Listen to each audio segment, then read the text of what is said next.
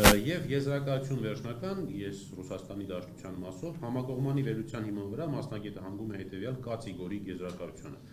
Ուսումնասիրված 5 ֆայլերը չեն հանդիսանում բնօրինակ տեսաձայնագրություն, ստեղծված գրանցող սարքով օբյեկտիվ իրականության պայմաններում։ Գրանցող սարք ասելով ռուսերենը մի քիչ ավելի վանադառել է իրանց գրածով, նկատի ունի, որ անմիջապես տեսաձայնագրող սարքով, դրանք չեն ստեղծվել տեսաձայնագրող սարքով։ Կամերայով չեն, այսպես կամերաներով չեն նկարվել, կամ որևէ այլ կամերայով չի նկարվել։ Այս փաստերի համակցությունը թույլ է տալիս պնդել, որ բոլոր տեսագրությունները ստեղծվել են արհեստական բանականության տեխնոլոգիաների կիրառմամբ եւ ենթարկվել հետագա մշակման, ասորորակ փաստագրական նկարանման տեսք տալու նպատակով։ Սա էլ շատ կարևոր հանգամանքներից մեկն է, որ ուզում եմ առանձնացնել։ Այսինքն սկզբից, երբ որ ստեղծվել է, եղել է ավելի բարձր որակի, եւ հետո որպեսզի տպավորություն թողնվի թե տեսագրությունները իրականում վատ կամերայով կամ վատ որակի արված տեսագրություններ են, արհեստականորեն հնեցվել է կադրը։ Տեխնիկական մի քիչ երևի օգտագործեցի, իսկ ուղղակի հնեցում են արել կադրը, տենց են ասում։ Որակը գցել։ Որակազերծել են։ Սերբիայի փորձաքննության եզրակացությունը, ելի նույն հարցերն են, պատասխան առաջին հարցի։ Ներկայացված ֆայլերի եւ հասանելի մետատվյալների քննության հիման վրա հնարավոր է հիմնավորված պնդումանը, որ տեսագրություններում ցուցադրված պատկերներն ու տեսաձայնային իրադարձությունները գոյություն չեն ունեցել օբյեկտիվ իրականությունում։ Մետատվյալները ցույց են տալիս, որ ֆայլերը ներկայացված տեսքով կոդավորված ստեղծված են Apple iOS միջավայրում։ Սա հենց այն մասին է, ինչի մասին խոսում է։ Տվյալները ցույց են տալիս, թե իբր դա Apple-ով է նկարած, հա, Apple հեռախոսներով է նկարած։ Քանի որ տեսագրությունները իրական չեն, այսինքն չեն նկարահանվել տեսախցիկով, առկա է հիմնավոր պնդում, որ դրանք փոփոխվել կամ արհեստականորեն ստեղծվել են համակարգչային ծրագրային ապահովմամբ, ներառյալ հնարավոր է նաև արհեստական բանականության կիրառմամբ աշխատող ծրագրերով։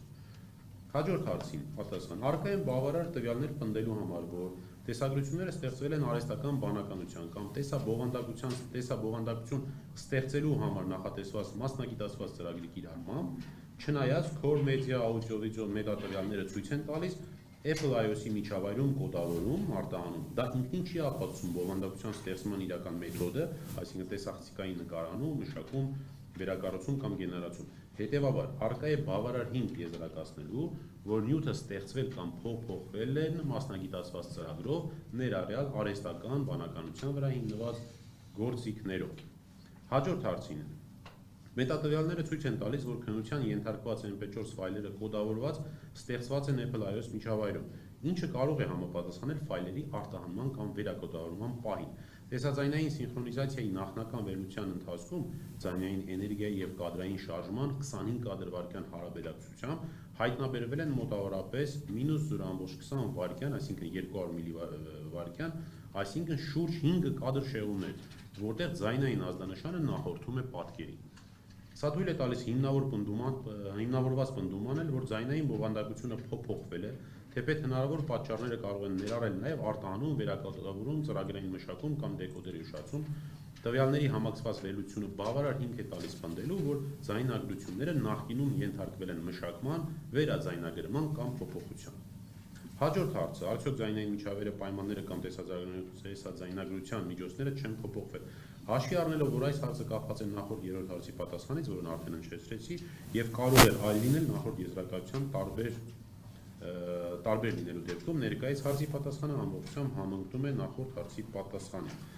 Արդյոք տեսագրությունները պարունակում են տեսա եւ կամ ձայնային մոնտաժի հետքեր։ Ամբողջ ֆայլը հանդիսանում է վերակոդավորման արդյունք,